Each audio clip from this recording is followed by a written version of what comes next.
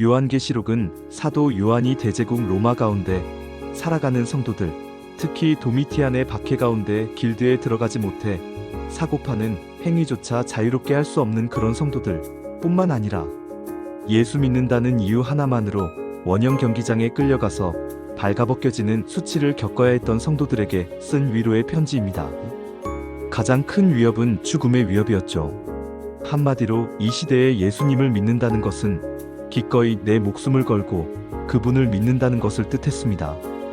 이 책은 이런 극단적인 시대에 쓰여졌습니다. 그러나 이 모든 극단적인 상황들을 이겨낸 성도들에게 주어지는 것이 있는데 바로 새 하늘과 새 땅입니다. 그리고 오늘 1절 말씀에는 새 하늘과 새 땅에는 바다가 없는 곳이라고 기록되어 있습니다. 또 내가 새 하늘과 새 땅을 보니 처음 하늘과 처음 땅이 없어졌고 바다도 다시 있지 않더라. 또 내가 봄에 거룩한 성새 예루살렘이 하나님께로부터 하늘에서 내려오니 그 준비한 것이 신부가 남편을 위하여 단장한 것 같더라. 요한계시록 21장 1절에서 2절. 바다가 뭘까요? 성경에서 바다는 주로 혼돈과 악의 상징입니다. 먼저는 요한계시록에서 이 짐승이 올라온 곳이 바다로 그려지고 있고 욥기나 시편 같은 곳에서도 바다는 끝이 어딘지 알 수 없고 불안정한 상태를 대변합니다. 출애굽기의 홍해의 바다도 이스라엘은 그곳을 건너는 행위를 통해 목숨을 건지고 애굽 군대는 바로 그 바다에서 전멸했던 생명과 죽음의 경계로 그려졌으며 신약에서는 예수님이 바다를 꾸짖어 잠잠하게 하신 적이 있을 정도로 인간에게 끝없는 위협과 공포를 가져다주는 존재가 바로 바다입니다. 인간이 통제할 수 없는 초자연적인 장소죠. 그런데 이 바다가 없다는 건 더 이상 우리를 불안하게 만드는 어떤 존재가 없어진다는 뜻입니다. 사실 사도 요한이 처음 새 하늘과 새 땅에 대해 이야기한 것이 아니라 구약에서 이사야 선지자가 훨씬 더 먼저 예언을 했습니다. 보라, 내가 새 하늘과 새 땅을 창조하나니 이전 것은 기억되거나 마음에 생각나지 아니할 것이라. 이사야 65장 17절. 그렇다면 이사야가 그리고 있는 새 하늘과 새 땅은 구체적으로 어떤 곳일까요? 그때의 이리가 어린 양과 함께 살며 표범이 어린 염소와 함께 누우며 송아지와 어린 사자와 살진 짐승이 함께 있어 어린아이에게 끌리며 암소와 곰이 함께 먹으며 그것들의 새끼가 함께 엎드리며 사자가 소처럼 풀을 먹을 것이며 젖 먹는 아이가 독사의 구멍에서 장난하며 젖된 어린아이가 독사의 굴에 손을 넣을 것이라. 이사야 11장 6절에서 8절. 이리와 어린 양이 함께 산다는 것은 강한 자와 약한 자가 잘난 사람과 못난 사람이 있는 모습 그대로 어우러져 사는 평화의 나라라는 뜻입니다. 지금 우리가 사는 세상은 강한 자가 약한 자에게 빼앗고 가진 자가 없는 자를 무시하는 세상이잖아요. 그래서 이런 세상에서 약한 자로 살까봐, 없는 자로 살까봐 두려운 거잖아요. 하지만 장차 다가올 새 하늘과 새 땅은 강한 자가 자신의 권리를 포기하고 약자를 수용해주는 세상입니다. 가진 자가 없는 자를 무시하거나 업신여기지 않고 그 모습 그대로를 품어주는 아름다운 세상입니다. 더 이상 경쟁하지 않고 다른 사람을 밟고 올라가는 수단으로 여기지 않는 그런 인격적인 세상입니다.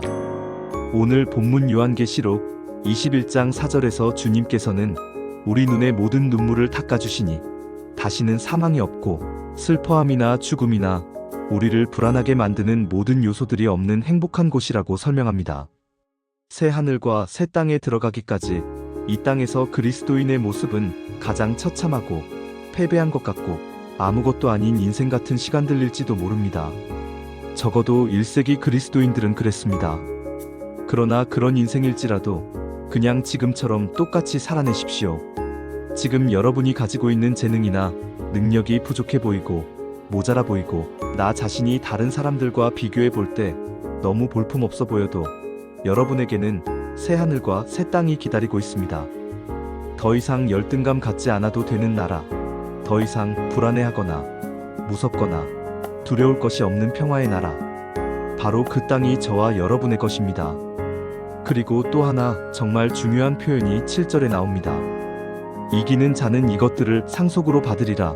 나는 그의 하나님이 되고 그는 내 아들이 되리라.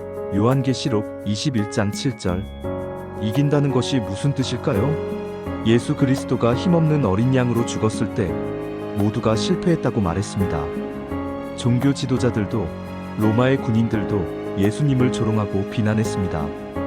그러나 예수님의 죽음으로부터 정확히 예수님의 부활이 일어났고, 교회는 놀랍게도 십자가에 달려 죽으신 그 주님을 승리하신 예수님, 죽음을 이기신 예수님이라고 고백하고 찬양합니다. 즉, 계시록에서 이긴다는 표현은 어떤 세력을 이루어 로마에 저항하고 로마 권력을 짓밟고 쿠데타를 일으켜서 승리하는 것이 아니라, 오히려 십자가에 달리신 주님처럼 가만히 힘없이 잡혀 죽임을 당하고 순교하는 것이 이긴다는 것입니다. 교회의 아름다움이 바로 여기에 있죠. 개개인을 보면 불완전해 보이고 어딘가 약한 것 같지만, 바로 그 약한 순간에 주님이 교회의 영광 되신다는 것입니다. 교회의 가장 이상적인 모습은 오히려 현실이 고통스럽고 그리스도인이 패배한 것 같은 그런 초라한 순간에 기적적으로 주어집니다. 여러분, 이 경쟁 사회에서 자꾸 불안한 마음이 엄습해오고 남들과 비교되는 내 모습에 무언가 초라한 느낌이 들고 하루하루가 버겁고 힘겹다면 오히려 잘 살아내고 있는 것입니다. 생각지도 못한 어느 날, 더 이상 그 어떤 혼돈과 불행이 없고 악함이나 약함이 없는 세상이 우리에게 성큼 다가올 것입니다. 그렇습니다. 새 하늘과 새 땅이 바로 이런 저와 여러분들의 것입니다.